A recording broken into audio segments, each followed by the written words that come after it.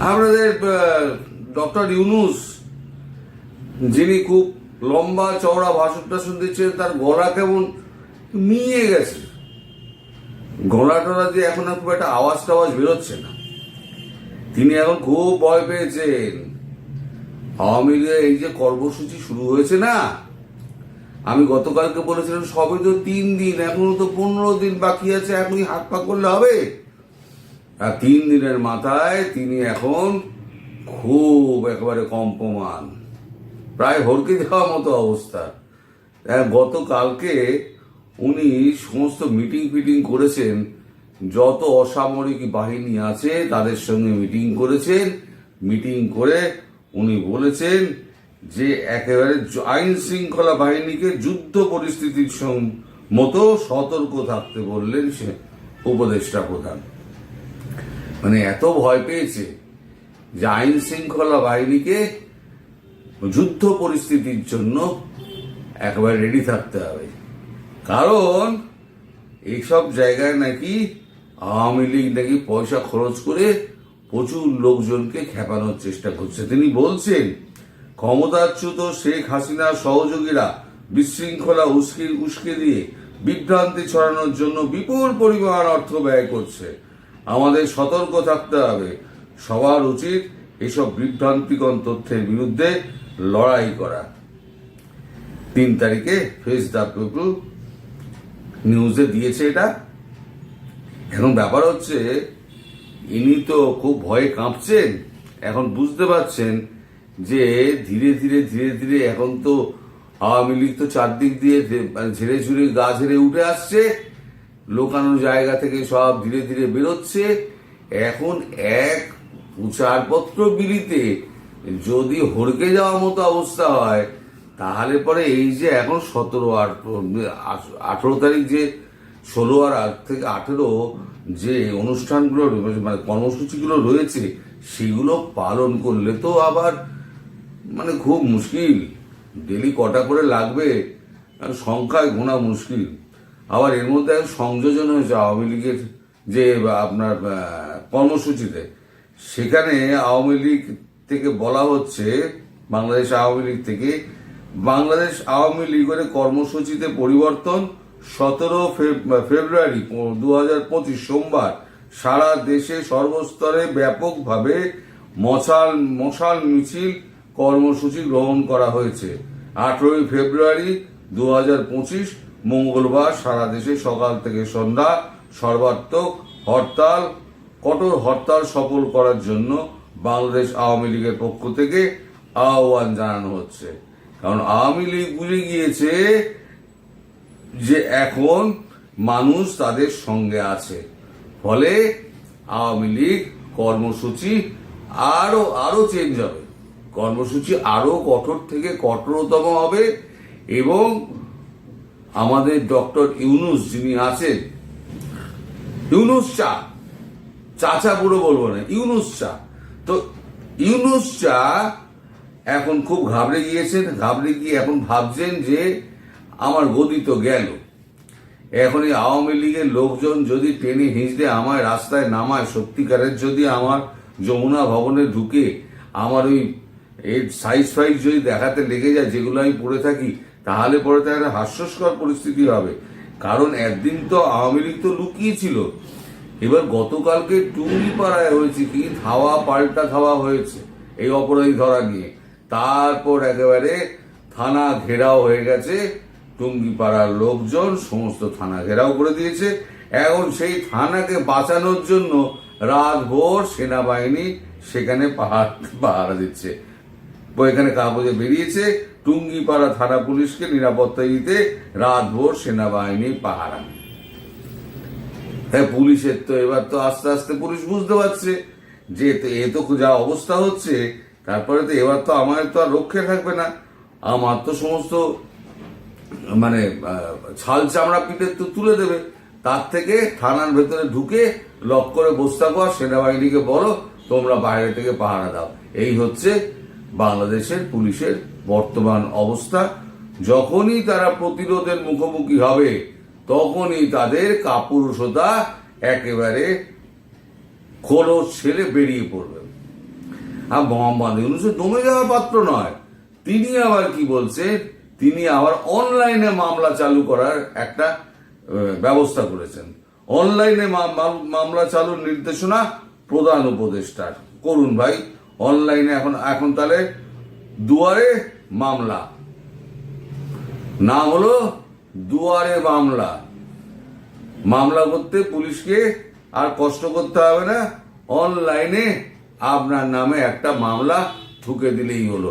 ভাই কত লোককে জেলে ভরবে, কত লোককে জেলে ভরবে। এ তো ভারতবর্ষ নয় যেখানে 4000 জেল রয়েছে। ভারতবর্ষে 4000 জেলে মোট 7 লক্ষ কয়েদি রাখা যায়, মানে ক্যাপাসিটি। এবার যদি গাদাগাদি করে রাখেন তাহলে 14 লক্ষ ঢুকে যাবে। তাও আরো জেল বাড়ানো হচ্ছে। কেন বাড়াচ্ছে সে আমি জানি না। জেল ফেল বাড়ানো হচ্ছে হয়তো, খুব সম্ভবত এই যে সমস্ত ধরপাকড় হচ্ছে না, যতদিন না পর্যন্ত ডিপোর্ট হয় ততদিন পর্যন্ত তাদের জেলে রাখার জন্য সমস্ত জেলা রাজ্যে 2টো করে জেল বানানো হচ্ছে। তাহলে জেলের সংখ্যা আরো বাড়বে। সেখানে হয়তো 15-20 হাজার করে হয়তো কয়েদি রাখার ব্যবস্থা করা হবে। সেরকম থেকে জেলের পরিকাঠামো তৈরি করা হচ্ছে। তা বাংলাদেশে জেলের ধারণ ক্ষমতা কত আমার জানা নেই। খুব বেশি হলো কত হবে, 1 লাখ হবে, 1-1.5 লাখের বেশি তো নয়। আর আওয়ামী লীগ কর্মী কত, 5.5 লক্ষতে কোটি থেকে 6 কোটি মতো। কোথায় ভরবে? যদি 10 লক্ষ লোক বেরোয় আর 10 লক্ষ জনতা বেরোয়, তাহলে পরে ইউনূস চা সোজা প্লেন ধরে একেবারে ধা কিড়িগিরি, আর এখানে থাকবেন না উনি। আর পালিয়ে তো উনি বাঁচতে পারবেন না। উনি যমুনা ভবনে গিয়ে বসে আছে, যমুনা ভবন সব ঘেরাও করে দিয়েছে। যারা এই সমস্ত মানে এই আন্দোলনের সময় যারা আহত হয়েছিল তাদের কেবল ঢপ বেড়ে যাচ্ছে। এই চিকিৎসা হবে, ওই চিকিৎসা হবে, বিদেশে পাঠাবো, অমুক পাঠাবো। তাদের ওষুধপত্রই জোগাড় করে দিতে পারছে না, তাদের চিকিৎসার ব্যবস্থা হচ্ছে না, তারা কোনো ক্ষতিপূরণ পায়নি। বলা হয়েছিল মৃতদের জন্য 5 লাখ টাকা, আহতদের জন্য 1 লাখ টাকা ক্ষতিপূরণ দেওয়া হবে। মৃতরাই পায়নি, আহতরা পাবে কোত্থেকে? ফলে তারা এখন সমস্ত গিয়ে যমুনার সামনে তারা ব্যারিকেড ভেঙে যমুনার সামনে গিয়ে একেবারে হই হট্টগোল, স্লোগান, ইউনূস তুমি পদত্যাগ করো। যারা ইউনূসকে ধরে বসিয়েছিলেন তারাই এখন বলছে গদ্দি ছোড়ো, ইউনূস শাহ গদ্দি ছোড়ো। আর ওখানে গিয়েছিলেন আমাদের হাসনাত গিয়ে ওখানে বক্তৃতা দিতে গেছিলেন। তো বক্তৃতা বোঝানো তো দূরের কথা, বক্তৃতা দূরের কথা, তার এমন হালত হয়েছে তিনি বলছেন এখন ভাই আমারে মাইরা ফেল। হাসনাদের কণ্ঠে আক্ষেপের সুর, কেন আমি করেছিলাম এসব। এই যে হাসনাত, তার একটা ছোট্ট ক্লিপ আমার কাছে এসছে। এই ক্লিপটা একবার দেখুন তো, চিনতে পারেন কিনা, এরা কি ছিল আর কি হয়েছে।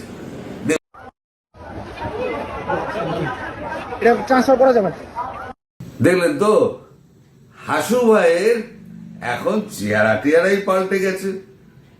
মাল করে ঢুকেছে তো, প্রচুর মাল করে ঢুকেছে।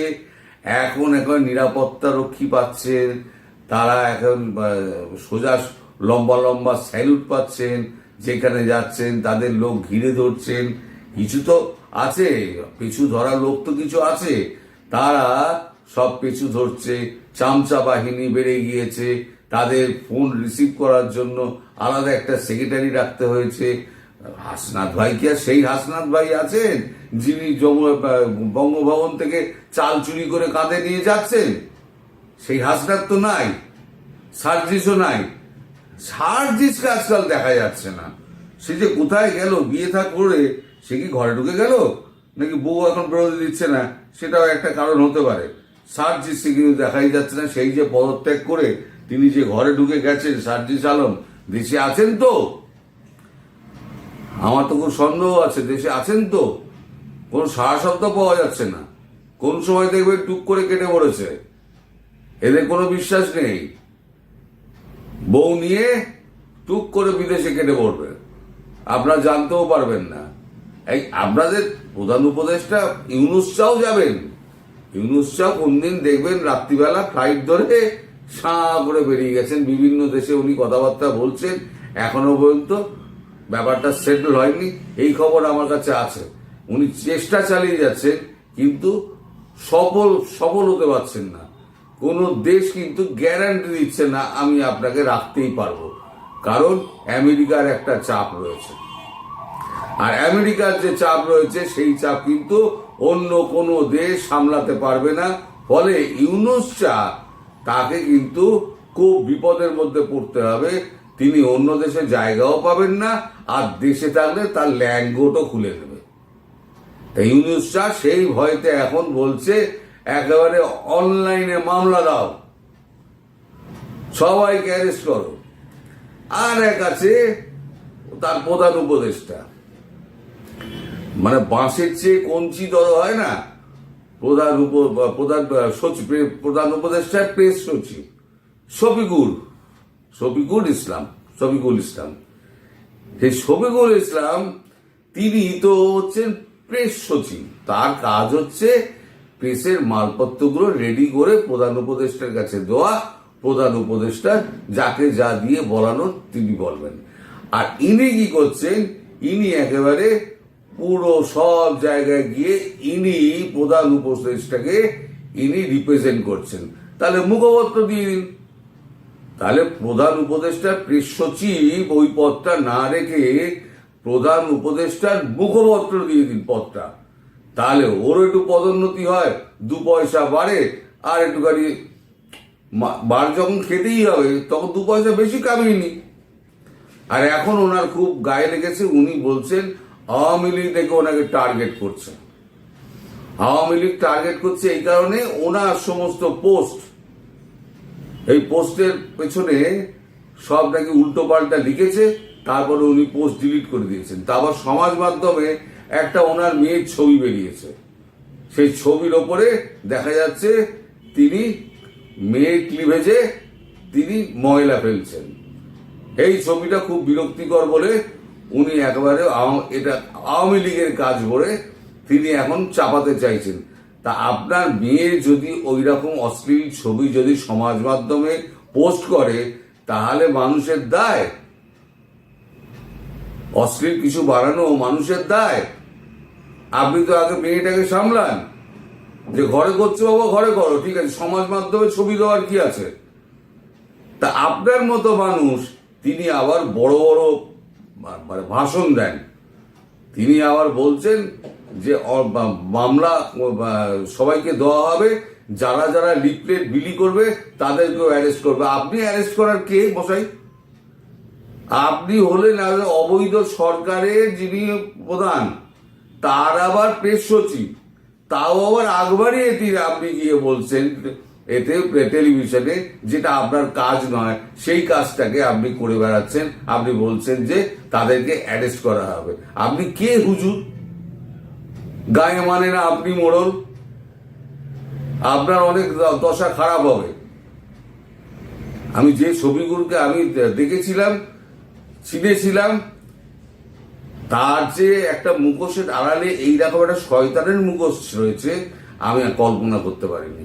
আমি ওই জন্য বলেছি না, আমি এই মানে ভিডিওতে অনলাইন ইন্ডাস্ট্রিতে আমি আর নিজেকে সাংবাদিক বলে পরিচয় দেবো না, লোকে গায়ে থুতু দেবে, সেটা আমার বড় খারাপ লাগবে। তাই আমি সাধারণ ইউটিউবার ওই হিসেবেই থাকতে চাই। আপনারা আমাকে ইউটিউবার দ্বারা বলেই ডাকবেন, তাতেই আমি খুশি। সাংবাদিক খবরদার বলবেন না, ওটা একদম ছবিকুর একেবারে গালির সমান করে দিয়েছে। সবাই ভালো থাকবেন, সুস্থ থাকবেন এবং সাবধানে থাকবেন।